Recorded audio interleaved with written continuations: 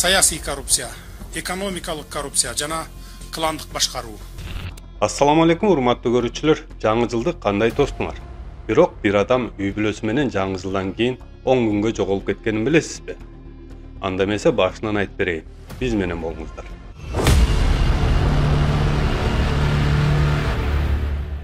Эки миң жыйырма бешинчи жылдын 15 январында Темиров-Лайф жеке учактар боюнча иликтөө чыгарат. Ал маалыматта Бишкектен Веронага 2 жеке учак учуп чыкканын айтууда. 25 жылдын январь айынын башында Бишкектен Веронага 2 жеке учак учуп чыккан.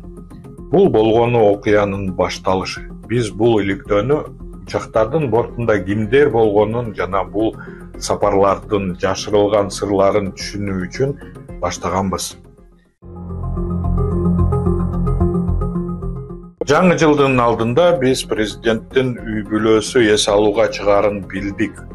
Ошентип 2 январь күнү 2 учак көккө көтөрүлүп, Италияны көздөй жөнөдү.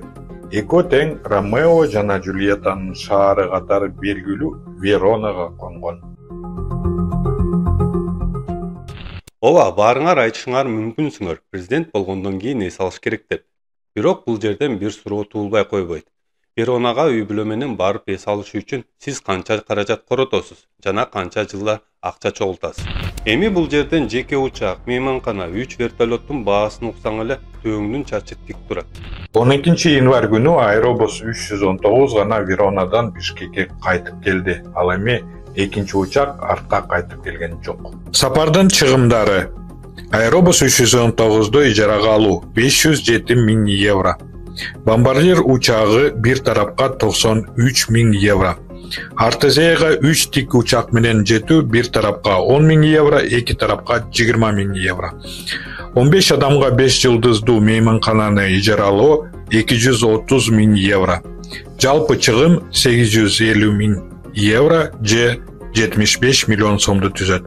Бул Кыргызстандагы орточо пенсия менен эсептесек 7000 кишинин пенсиясына туура келет. 7000 адамдын пенсиясы же 12 кишинин квартирасынын акчасы десек болот.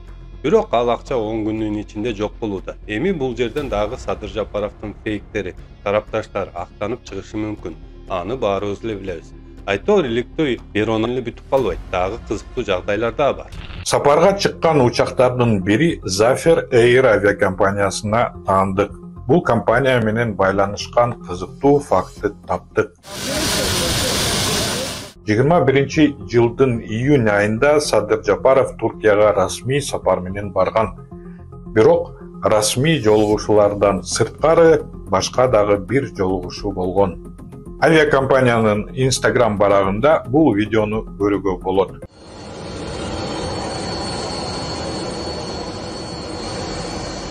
Мындай байманалуу авиа учууларга кумарланган Садыр Жапаров эле эмес көрүнөт.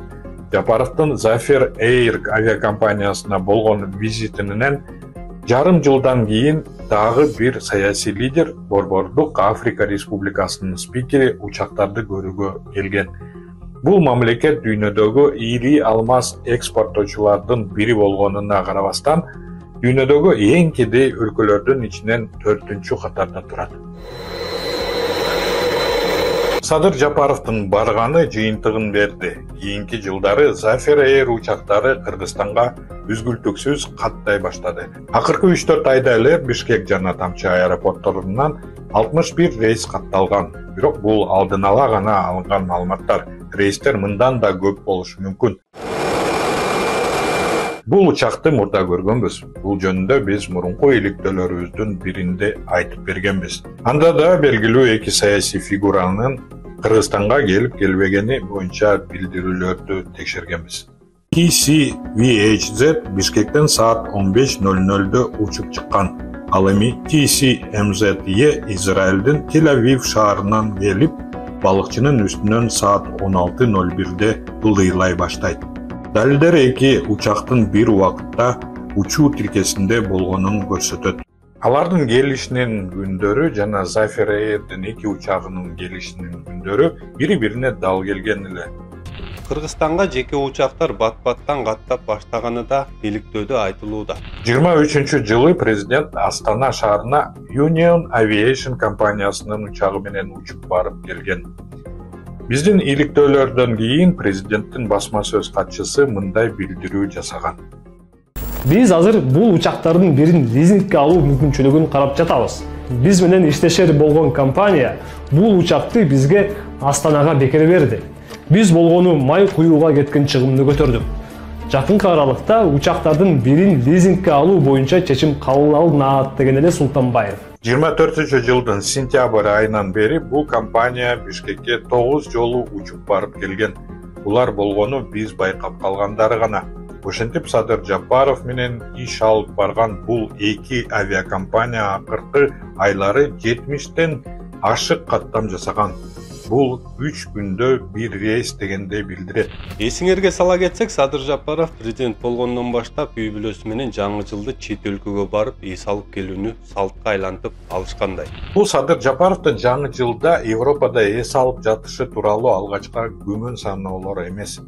23-жылы KG Новости Instagram барагы президенттин Куршавелде жаңы жылды тосуп жатканын айткан инсайдердик маалыматты жарыялаган.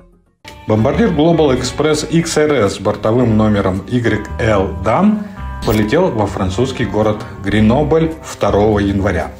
А 10 января был обратный рейс из Гренобля в Бишкек с посадкой в Анкаре. Эти даты совпадают с информацией на инстаграм-странице KG Новости. 24-жылы болсо президент Миланга барганы тууралуу маалымат чыккан.